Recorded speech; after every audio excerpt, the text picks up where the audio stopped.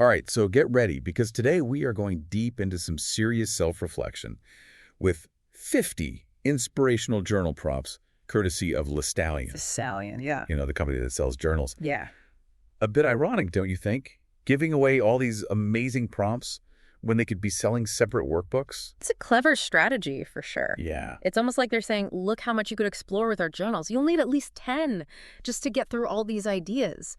But cynicism aside, these prompts are really well crafted. Okay, so full disclosure, I'm a bit of a journaling skeptic. I mean, sometimes it feels like just another to-do list item. Yeah. But I am willing to be convinced. And some of these prompts really jumped out at me. Yeah. For example, one asks you to imagine your perfect day. Okay. Not just what you do, but what makes it so inspiring. That's deeper than just beach vacation, right? Absolutely. It's pushing you to identify the core values that make a day feel truly fulfilling. Yeah. Is it connection with loved ones, a sense of accomplishment, total freedom? That's valuable self-knowledge. There are also prompts about making small changes for more positivity. Right. That's something we could all use. And tackling a dream that excites you. Yeah. Not just dreaming, but starting today. Yeah. So are these prompts just random feel-good stuff? Or is there a method to the madness? Lestallion has grouped these prompts into 5 categories: personal reflection, setting goals, embracing positivity, self-compassion, and embracing the future. And you know what's interesting? They're not just random buckets. They actually build on each other. Okay, so it's like a step-by-step process. Exactly. You start with understanding yourself, your strengths, values, gratitude through reflection. Okay. That lays the groundwork for setting meaningful goals. Then to actually achieve those goals, you need positivity and self-compassion. And finally, you look to the future, envisioning your success and the steps to get there. I'm starting to see how this could be more than just venting into a diary. So let's unpack some of these categories. Where do we even begin with 50 prompts? Well, considering your skepticism, maybe we tackle the ones that seem the most action-oriented. Goal setting, perhaps? Or maybe even embracing the future. You know me too well. Let's jump into embracing the future. That sounds intimidatingly big picture, but also kind of exciting. What's in store for us in that category? This one is all about dreaming big, but with a twist. It's not just about fantasizing, it's about actively shaping the future you want. And Lestallion starts strong with this prompt. When I imagine my ideal future, what stands out most, and what small changes can I make to move toward it? So it's not just visualizing a yacht and a private island. Right. It's about connecting that vision to concrete actions in the here and now. Exactly. It's bridging the gap between dreaming and doing. And that's where things get interesting. You start thinking, okay, so maybe a private island is a bit far-fetched, but what elements of that vision truly matter? Maybe it's freedom, creativity, or connection with nature. How can I bring more of those elements into my life today? Okay, I'm seeing the potential here. But what about those of us who struggle to even envision that ideal future? Sometimes I feel like I'm just trying to survive the week, not dream up some perfect life 10 years from now. That's where the other prompts in this category come in. There's one that asks, what new skill or hobby have I always wanted to try, and how can I take the first step towards learning it? Okay, I like that one. It's more about exploring possibilities than having some grand plan. So it's not become a concert pianist, it's take that online piano lesson I've been bookmarking. Precisely. And even that small step can have a ripple effect. It can spark new passions, open up unexpected opportunities, and contribute to a sense of growth and progress, which, when you think about it, are all essential elements of embracing the future. So we're not just waiting for the future to happen, we're actively shaping it one small step at a time. Exactly. And that brings us to another intriguing prompt in this category. What's one thing I need to let go of to make space for the future I desire? Ooh, that one is powerful. Yeah. But potentially uncomfortable. It is. It's like Marie Kondoing your life goals. Right. What are we clinging to that's actually holding us back? Right. It could be a limiting belief, a fear of failure, or even a commitment that no longer serves you. Letting go can be challenging, but it creates the space for something new and potentially even more fulfilling to emerge. Okay, I'm getting some serious declutter your mind vibes from this category. Yeah. But what about actual tangible goals? Does embracing the future offer anything concrete? Absolutely. There's one prompt that asks, what's a small achievable goal I can set for myself this week that aligns with my vision for the future? So it's about connecting those big dreams to bite-sized actions. No more overwhelming pie-in-the-sky resolutions. Exactly. It's about breaking down those seemingly insurmountable goals into manageable steps. And by consistently taking those small steps, you build momentum and create a tangible sense of progress. I'm starting to see how this embracing the future category isn't just about daydreaming. It's about creating a roadmap for action. But what about the emotional side of things? Achieving goals takes motivation, resilience, and a whole lot of mental fortitude. Is that where the other categories come in? You're catching on quickly. Each category provides a different piece of the puzzle. And speaking of puzzles, Oh, no, don't tell me we're about to dive into a metaphor about journaling being like assembling a jigsaw puzzle. not exactly, although the analogy does fit. What I was going to say is that perhaps we should switch gears and explore one of the other categories now, maybe one that focuses on those emotional aspects you mentioned. You know what? You're right. Let's tackle something a little less future-focused and a little more grounded in the here and now. How about self-compassion? Hmm. That sounds like something we could all use a little more of, especially during the holiday season. Excellent choice. That category is full of gems, and it ties in beautifully with everything we've discussed so far. Because let's be honest, achieving those big dreams and embracing the future requires a healthy dose of kindness towards ourselves. Okay, you've officially piqued my curiosity. Hmm. Bring on the self-compassion. All right. So we're shifting gears from the expansive horizons of the future to the, shall we say, more intimate terrain of self-compassion. And I think this is where Lestallion's prompts really shine. They've curated a collection of questions that feel surprisingly vulnerable. Vulnerable.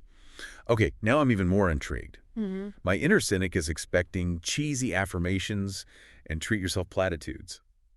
Prove me wrong. Challenge accepted. Let's dive into a prompt that really resonated with me. Okay. What's one thing I need to forgive myself for, and how can I practice being gentler with myself? Wow, okay, that's definitely not what I was expecting. It's so direct and, yeah, kind of uncomfortable, but in a good way, I think. It's cutting through the noise and getting to the heart of self-compassion.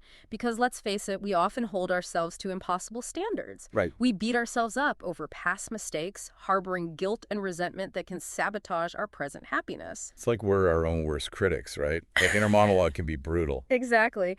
And this prompt is an invitation to challenge that inner critic, to offer ourselves the same grace and understanding we would extend to a loved one. It's funny, I'm realizing that even thinking about this prompt makes me feel a little lighter.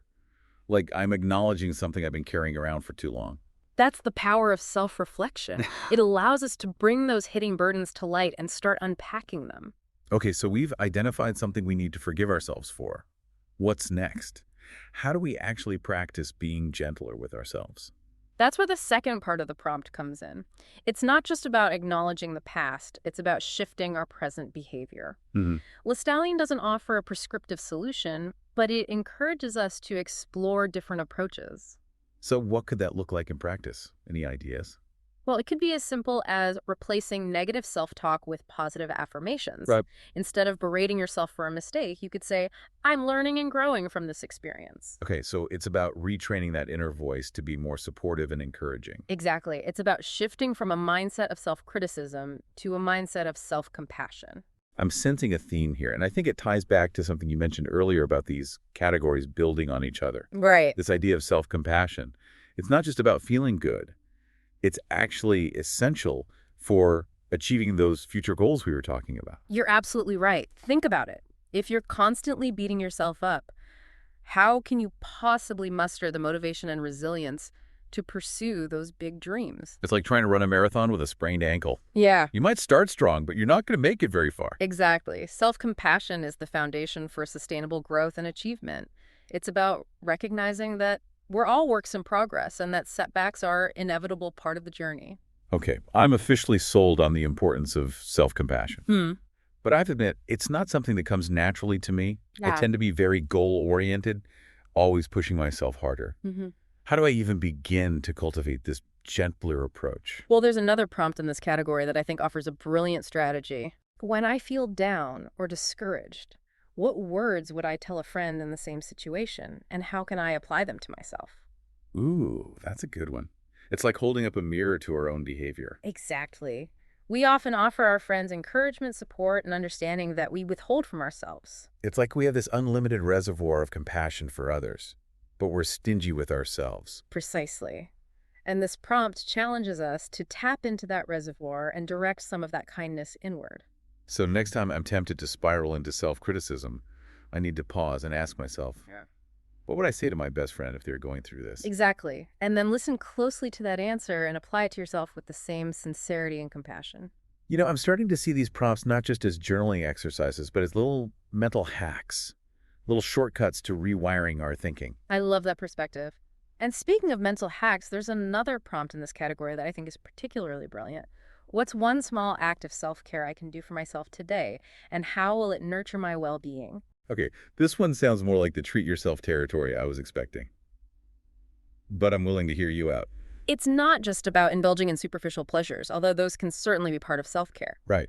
This prompt is about identifying actions that nourish our physical, emotional, and mental health. So it could be anything from taking a walk in nature to finally booking that therapy appointment I've been putting off. Exactly. It's about recognizing that self-care is not selfish.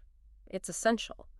And by consistently making small choices that prioritize our well-being, we're building resilience, reducing stress, and ultimately creating a more sustainable path towards achieving those big goals we've been talking about. Okay, I'm getting the sense that self-compassion isn't just a fluffy, feel-good concept. It's actually strategic advantage in the game of life. It's like equipping yourself with the best armor before heading into battle. That's a brilliant analogy. And it highlights the importance of integrating self-compassion into our daily routines. It's not just something we do when we're feeling down. It's a mindset we cultivate through consistent practice. So we've explored forgiving ourselves, speaking kindly to ourselves, and prioritizing self-care. What other gems does this category hold? Well, there's one prompt that I think speaks to the heart of what it means to embrace our imperfections. What's one perceived flaw or weakness that I can reframe as a strength or opportunity for growth? Ooh, that one is challenging. It is. It's like flipping the script on our self-perception. Exactly. It's about shifting from a mindset of self-criticism to a mindset of self-acceptance. So instead of focusing on what we lack, we're looking for the hidden potential in our so-called flaws. Precisely. And this can be incredibly empowering because often those perceived weaknesses are simply strengths that haven't been fully realized or appreciated. I'm starting to see how self-compassion isn't about denying our imperfections. It's about embracing them as part of what makes us unique and resilient. It's about recognizing that we're all perfectly imperfect. Beautifully said. Yeah. And that brings us to a fundamental truth that underlies this entire category.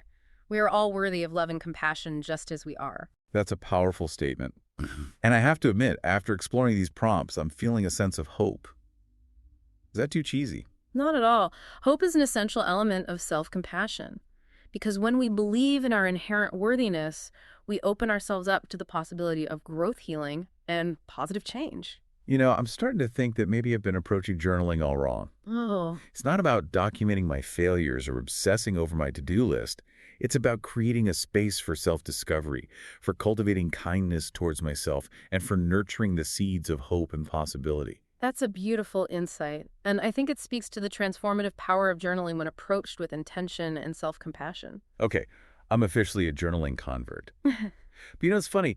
We've spent all this time talking about self-reflection Yeah. and haven't actually mentioned the first category in Lestallion's list, personal reflection. You're right. We've kind of jumped ahead in the story, haven't we? Maybe it's because self-compassion and embracing the future are so closely intertwined with personal reflection. Perhaps. Or maybe it's because we're both so enthusiastic about these prompts that we couldn't resist diving into the categories that sparked our curiosity first. That's probably true.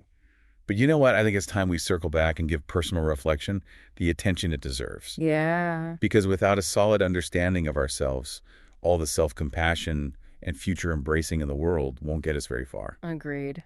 Let's delve into that category next and see what treasures we uncover.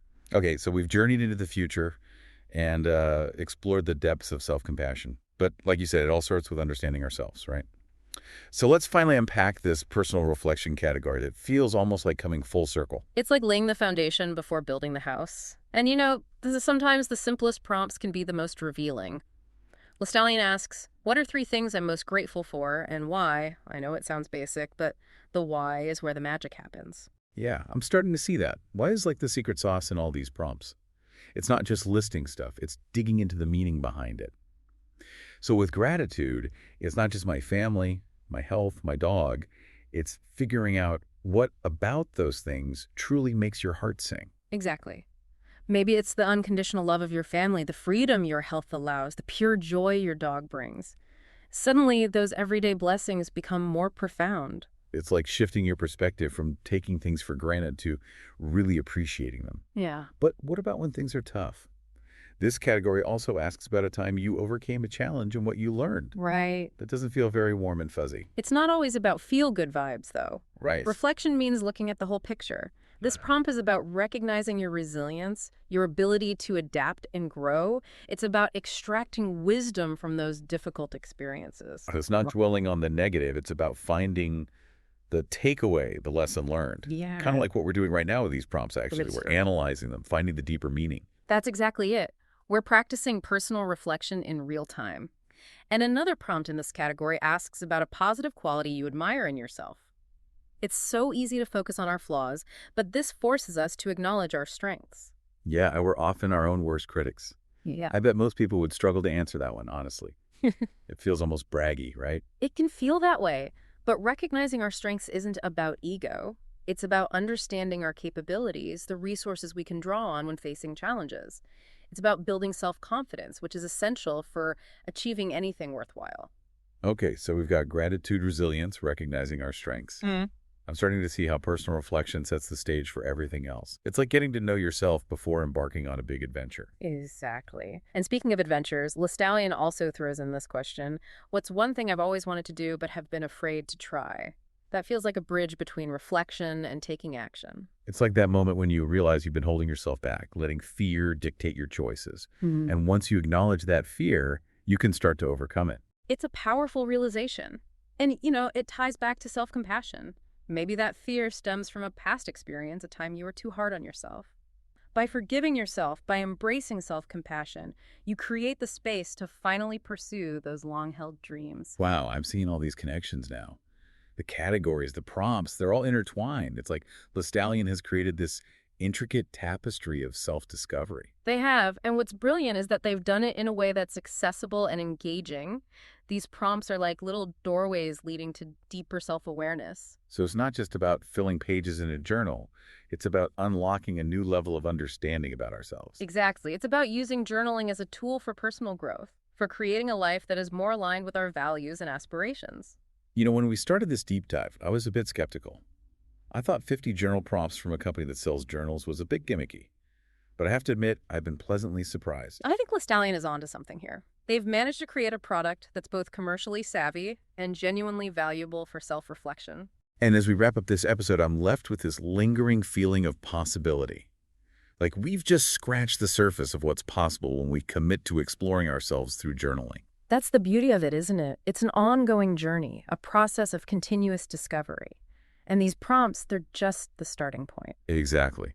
So, dear listener, as we leave you to embark on your own journaling adventures, we have one final question for you. A question to ponder as you put pen to paper.